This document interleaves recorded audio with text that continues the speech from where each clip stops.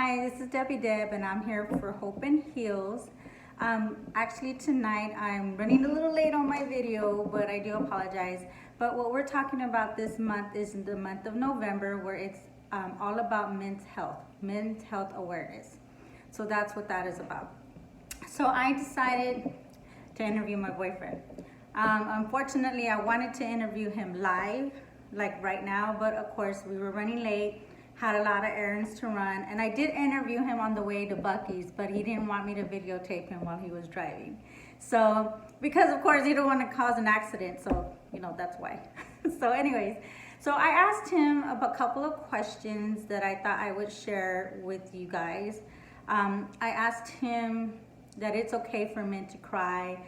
Well, not ask, I told him it's okay for men to share their feelings and have ask for emotional support or any kind of support, go to therapy or anything like that. So I kind of asked him a little bit of questions here and there in regards to what we were discussing in Hope and Heals. So the first question I asked him, and I'm gonna read out of this book here because this is where I take my notes. What I do is I wrote down everything he told me and rewrote everything because I write horribly. So the first thing I asked him was, why do you feel that men don't share feelings? And I wanted to know why he shares his. And he said it I'm reading off of here. He said when men share their feelings, it's kind of it shows a sign of weakness. For most men, because they're supposed to be strong, they're supposed to be, strong-minded is what he told me. And then he also said, what did he tell me? Raise strong-minded, when feelings are shared. This is one thing I think he kind of experienced himself, I'm not sure. But I think he's speaking on behalf of all men, not sure. But that when your feelings are shared, like when men share their feelings, sometimes it gets thrown back at them. And so that is something that I think maybe he's gone through, maybe not, but maybe most men do feel that way. So that's why they feel like they protect themselves by hiding their feelings and bottling them up. So that was one thing he did share with me about that. And so I asked him, does he hold his feelings? And he said, it depends on the situation, he told me. Like with me, he doesn't hold back, which is great. I don't want him to hold his feelings back. I want him to share with me whether, how he feels, whether I may not agree with it or not, but I definitely want him to share what he feels. So, but he said sometimes most men deal with it a different way. They have different outlets. And so they tend to shut down and do not share with anybody. And like I said, they bottle it in. And I asked him what other outlets, I kind of thought about it myself. I didn't really ask him that, but he did share that there's other outlets that, other men use instead of sharing their feelings. And one of them I think was maybe possibly alcohol.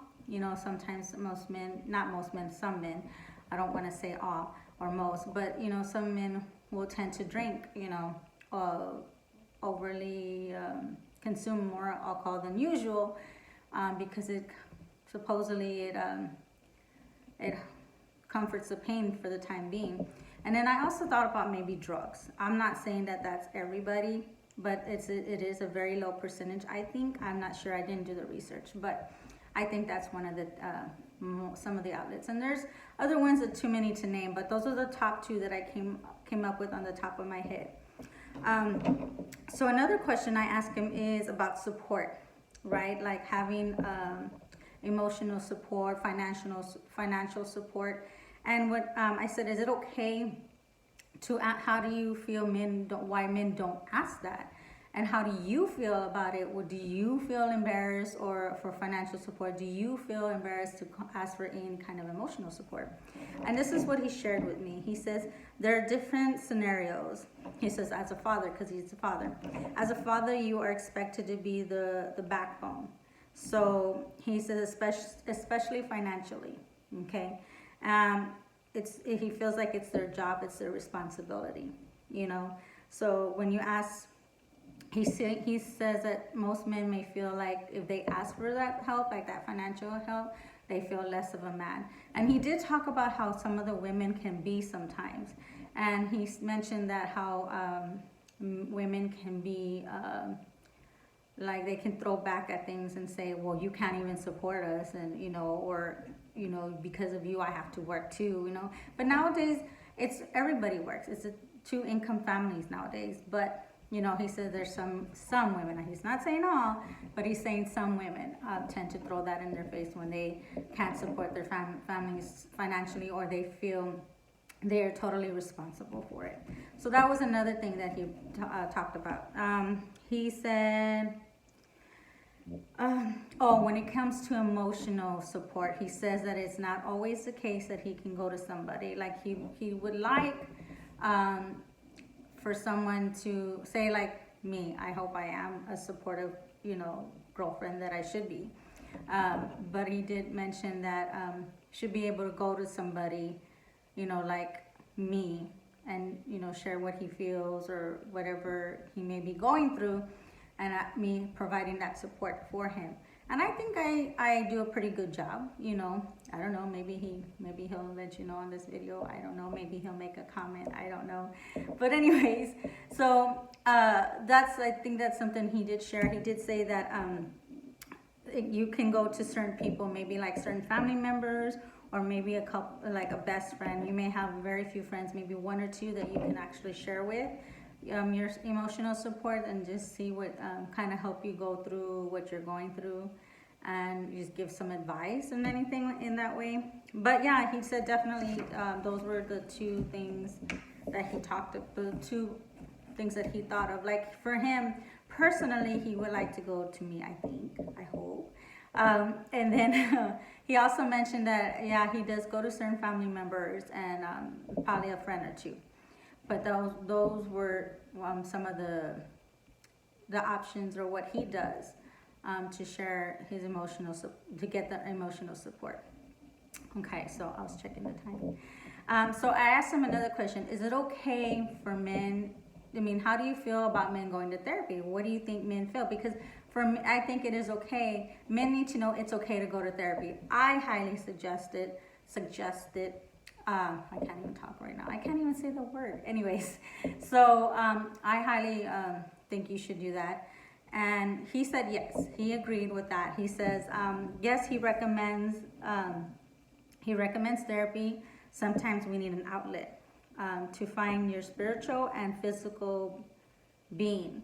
So sometimes, he says that sometimes, well, I think, I did share with him that I thought that men should go to therapy when they need it, just because maybe it would be nice to hear from a different point of view, a total, not a stranger, but a professional.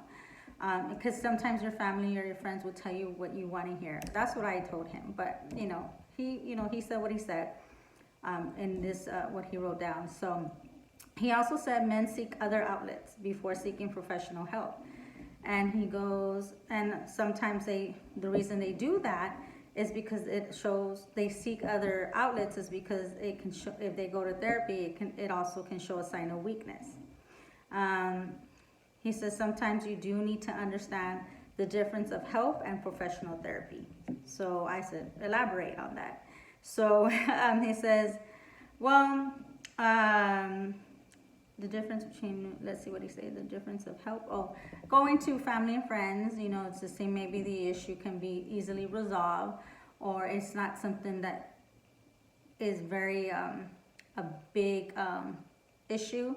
So he thinks that it can be resolved within your family or your spouse, or some, like I mentioned before, either a close relative or a close friend. So, but then if you need professional help, meaning on mental illness or anything like that, then he definitely recommends you see a professional, a therapist, or even a doctor. But he did mention that men don't go to doctors, and he thinks that the reason they don't go, I think sometimes it's a pride thing. I think for my dad, I think it was for him. But he says that when men go to doctor's office, they fear of what will be the outcome. They fear.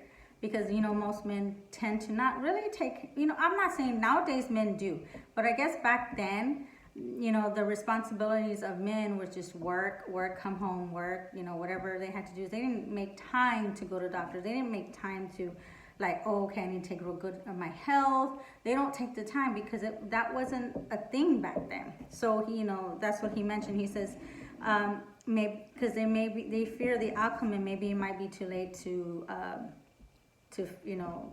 be able to take care of their health issues. But he says, but if it's a physical thing, he recommends exercising. Look up the issue, find out what are your symptoms, talk to your doctor about it. He said, that way you maybe do a little bit of exercise, eat healthier, do something different, change your lifestyle. That's what he highly recommended. Even though I know I'm trying to change my lifestyle. Oh my God, it's so hard. So anyways, he also said emotionally what he does, because he does do the research. I noticed that my boyfriend does do that. He'll look up the research and see any symptoms of what he might be feeling.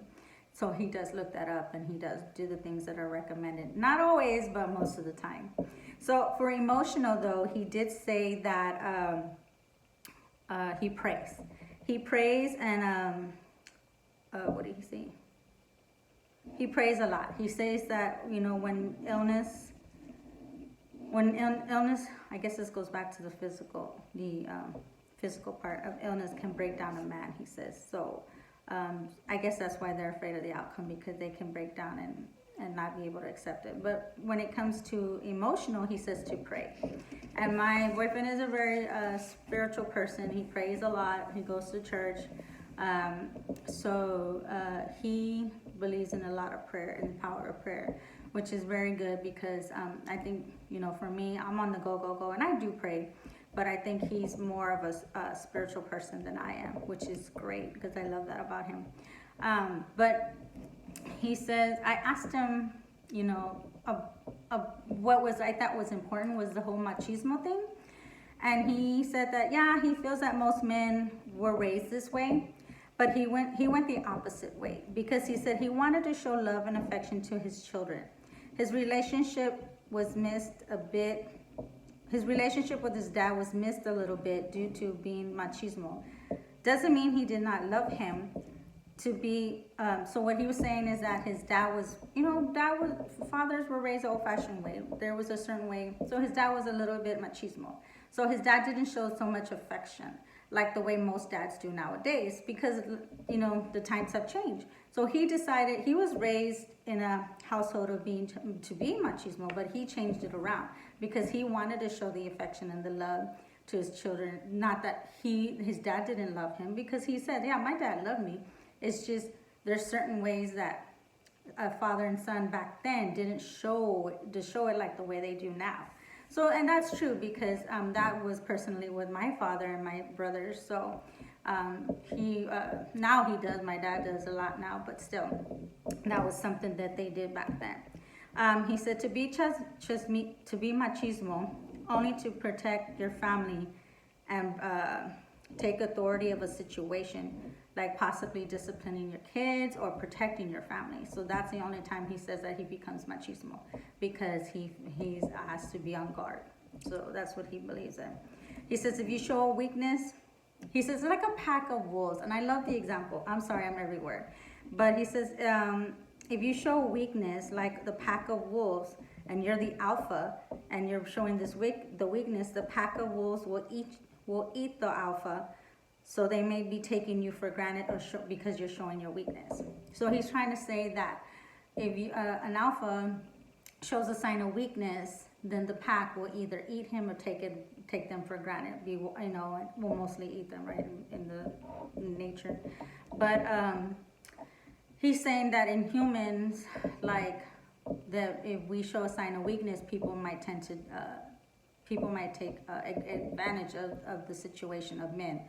So that's what he was saying. And I think that may sometimes happen to him. I'm not sure, but that's what he told me. So, and then I asked him what his whole pack was. This is something that I know this one went pretty quickly, but I asked him what his whole pack is and how does he deal with the way things are now. And it seems like overall he breaks all the men not wanting to be able to cry or anything. He's like, because all that men should be able to do, he's all on board for all of that. So I asked him his whole pack. He says he prays, prays, and prays. He says having a spiritual relationship with God is very healthy. He said, and again, this is what he said about health. He says, research, then do something about it. Make it better, make a change, make a lifestyle change. But I love what he said about being spiritual. Pray, pray, pray, because he does pray a lot. And have a spiritual relationship with God, because he feels that that's the only outlet, and that can bring you comfort. Yes, your family and friends can be there, but God is over everything. So that is something that he did share with me, and I really enjoyed talking to him and going over that. I swear, if we would have talked more, this video would have been so much longer, but my time is up. But I did want to share with you some of the things he did tell me in regards to men. So he is aware of being able to take care of himself and being spiritually.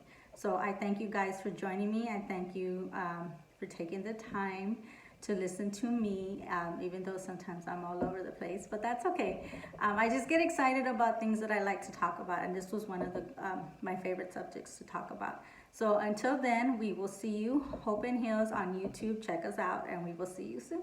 Bye.